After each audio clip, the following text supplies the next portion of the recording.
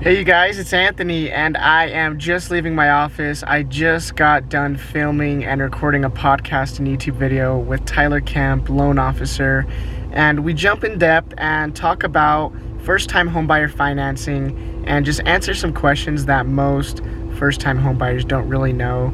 And sometimes it's kind of tough to Google things and try to figure it out on your own. So Tyler really provides some good, clear explanations on a variety of topics. I kind of just go through and ask him some different questions that I know first-time homebuyers are always curious about, and I get questions about this all the time when I'm working with first-time homebuyers, and he gets the same thing all the time. So we just made a little podcast and YouTube video. This is kind of the intro right here. So the actual video of us chatting at my office is going to be coming up next. I hope you guys enjoy it, and I hope it provides some good value to you guys. Take care. See you soon.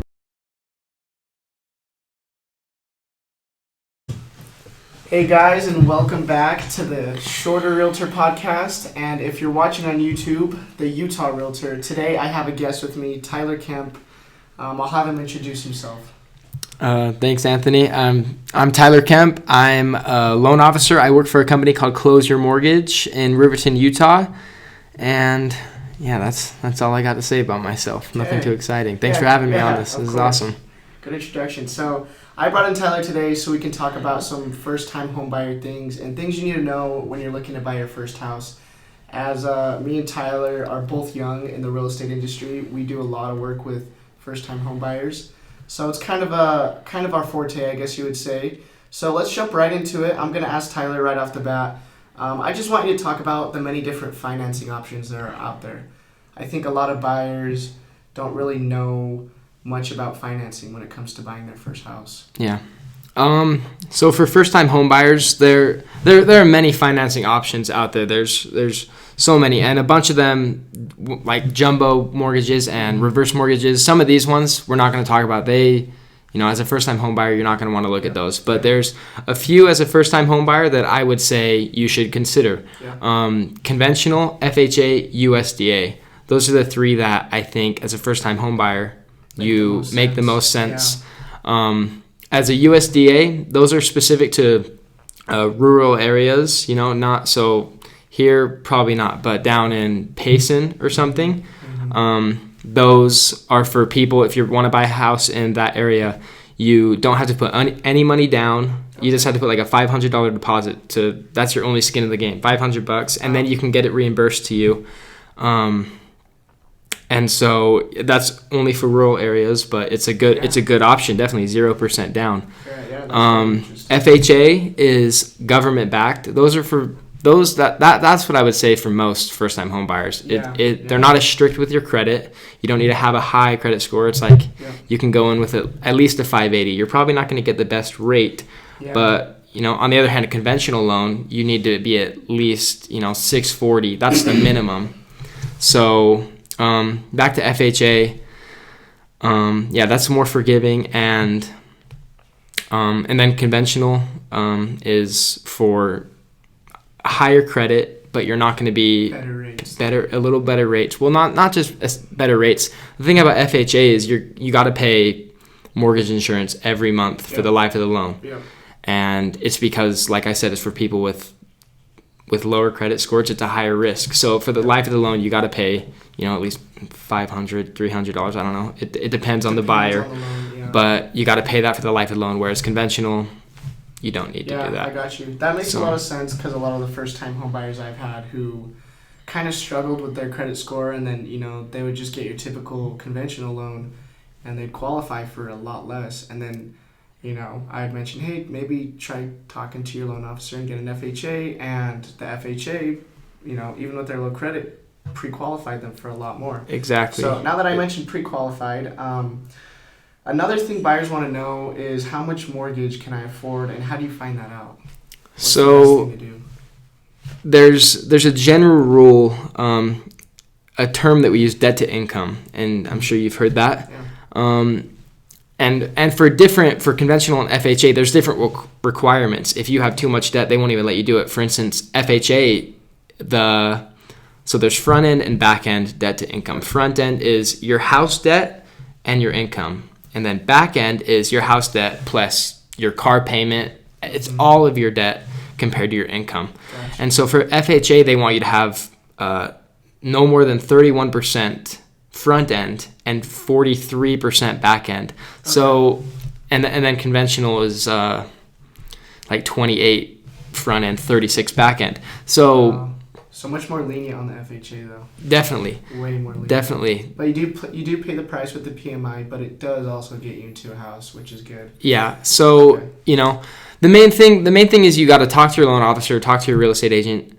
What are you comfortable with? Yeah. And because you might qualify for way more than you should be paying. Yeah. You have a good credit score, you're making good money, but especially as a first-time home buyer, you don't want to be house poor, having a big payment for a nice house, but and you got to keep in mind. And your car breaks down and you got no money for it. Exactly. You got to keep in mind, is this the dream house? Your first house, is this the dream house? Yeah. Or, so there are ways to find out. You can Google, Google, there's calculators you put in your income, put in the type of house. I'm looking for a $300,000 house. I make $5,000 a month. Here's what you should be looking for. Mm-hmm.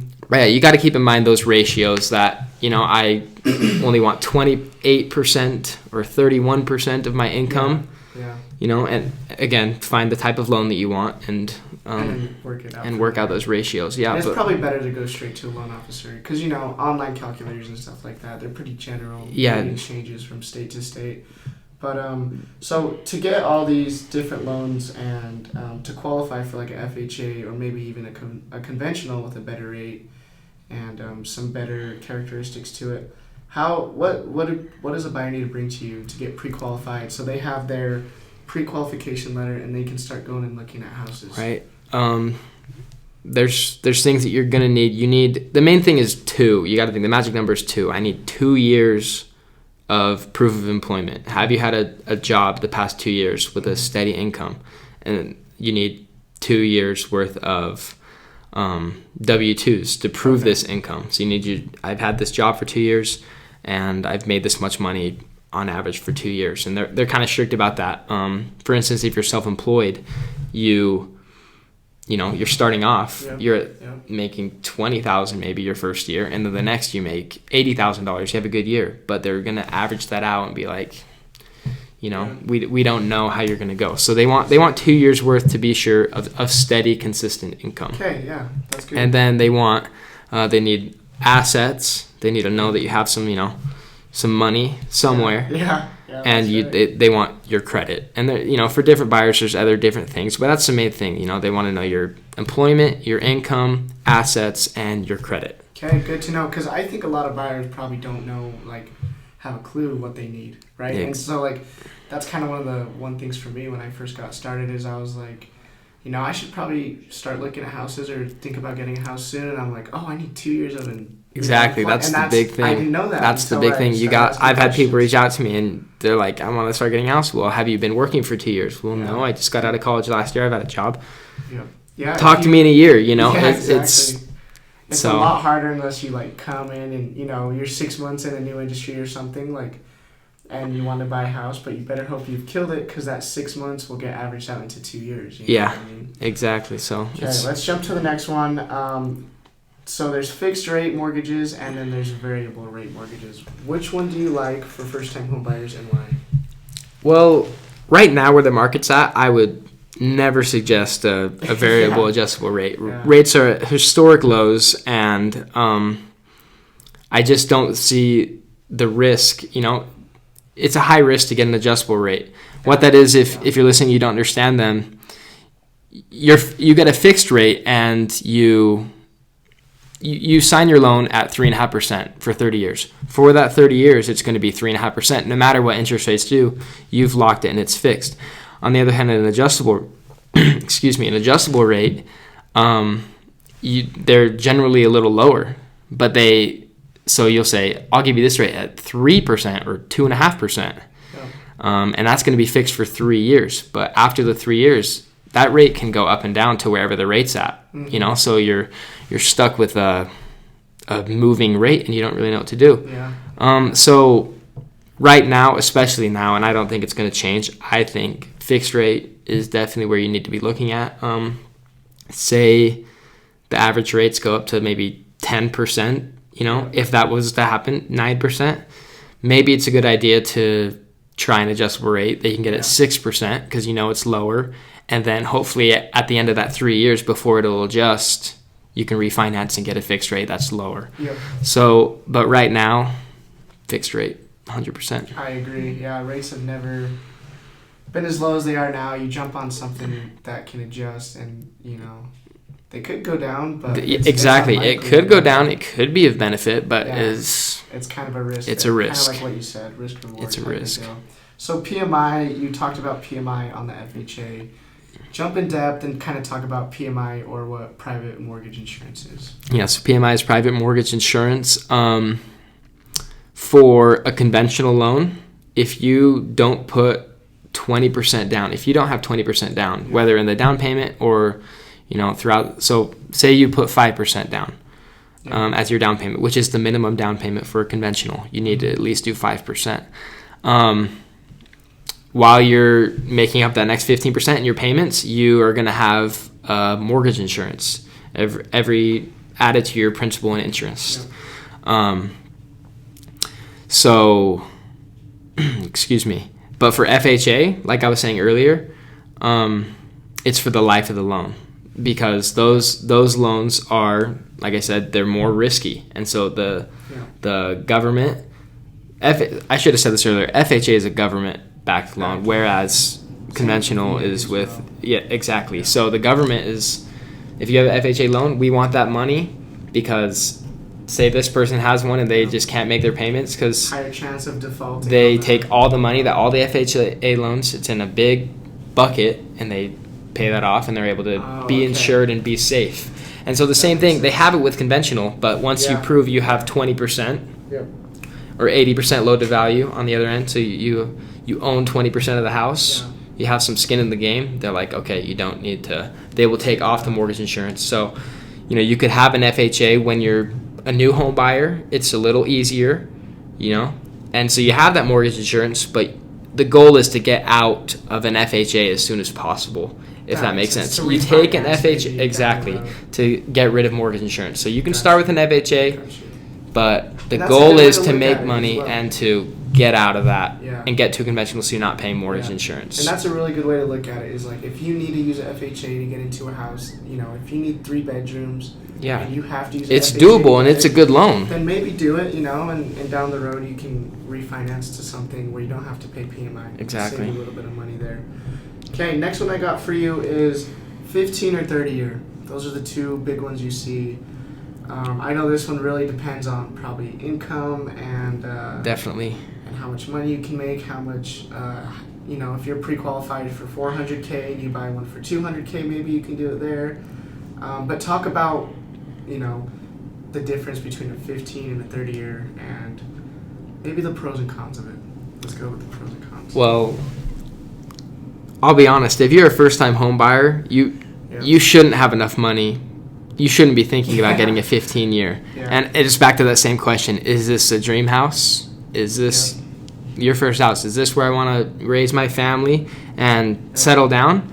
Maybe it is, maybe it's not. And if it is and you have lots of money, maybe a 15-year will be fine if you know you can do it. But as first-time home buyers, and I think it's smart to have a 30-year. It's a lower payment, and like I said, is this the dream house? Is this where I want to be? 30, even if it's your second or third house, is this where I want to end up? Probably not. I just want to do the 30-year because it's a lower payment. Yeah, I agree, especially for first-time home buyers.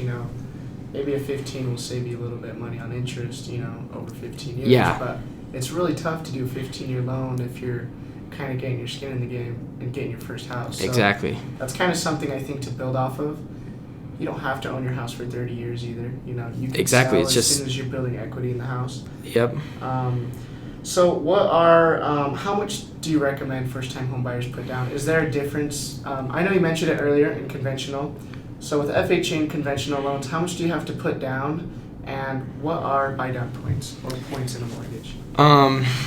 So FHA requires 3.5% down. They require you need to put down 3.5%, or you can't do it. And conventional is 5%. They require 5%, but you can go up to, like I said, 20 to get rid of that mortgage insurance. So I would just recommend make sure getting the 3.5 or the 5, whatever loan you do, and what you're comfortable with. If you can put 10% down on a conventional, not that you just can, like I have the extra money, but it's gonna hurt.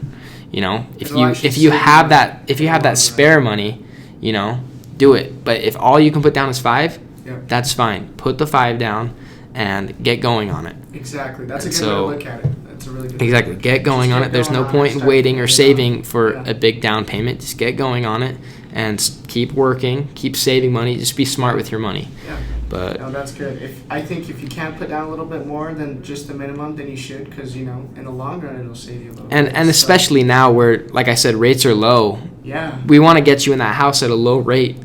So put 5% down, and then if you have extra money down the road, maybe you get a bonus. Maybe put that into the house payment to get you to that 20%, so you can get rid of mortgage insurance. So.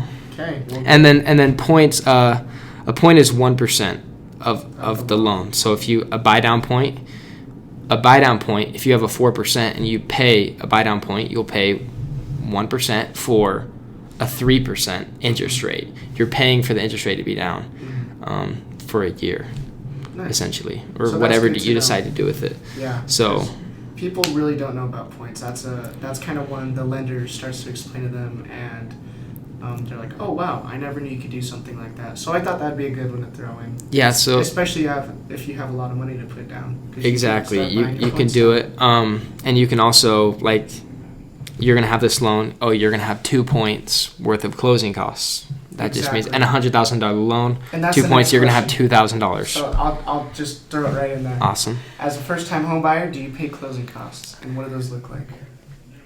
It depends on the well, it depends on the market, and it depends on who you're working with. Okay. So I'll talk a little bit about my own company. Yeah. We don't want people paying closing costs. We don't want them taking equity out of their home for closing costs. We don't want them taking money out of their pocket for closing costs. Sometimes it happens when the market isn't as good. Sometimes they have to, but let me see. You drive down I-15, you see all these big billboards, and they're promising these low rates. But you don't see these low rates are going to cost you $4,000 or $5,000 just for the rate, on top of other fees. We've set up our business so that we work with lenders. You might not get that 3.1, but you can get that 3.625 paid for. The lender will pay. They give a credit, and so your closing costs are none, and you're at 3.625 instead of getting a 3.25 for $5,000. That you're gonna save money. You might save $500 a month, but it takes time to add back up to break even. So that's what I wanted to add in, because depending on what lender you work with, and it sounds like you guys do a really good job with it to help people save money. But when you're buying your first house, besides your down payment, you might have some closing costs. And a lot of buyers don't know about that. So, you get to closing, and it's like, here's your closing costs. This is due today. And people are like, what? I'm already spending $300,000 on a house. And so that's something all first-time home buyers should be educated on. Yeah. So keep that in the back of your mind, is you may have closing costs depending on who you're working with. And shop around and find, do some research. Are these people going to give me a low rate and, charge me? Or, shop around, find what's best for you. Yeah. So give them your contact information if any first-time home buyers are out there and they'd like to reach out to you. So I'll let Tyler give you his contact info, and I'll also leave it in the description. So Tyler Kemp, my phone number is 801-674-8389, or you can email me, tyler@cymutah.com. CYM as in close your mortgage. There you go. You feel kind of weird throwing your contact Right, I know. Who's going to call me? We'll see. We'll see. Okay, well, thanks for tuning in today on the Schroeder Realtor podcast and the Utah Realtor YouTube channel. Like always, good people deserve good things. We'll see you next time.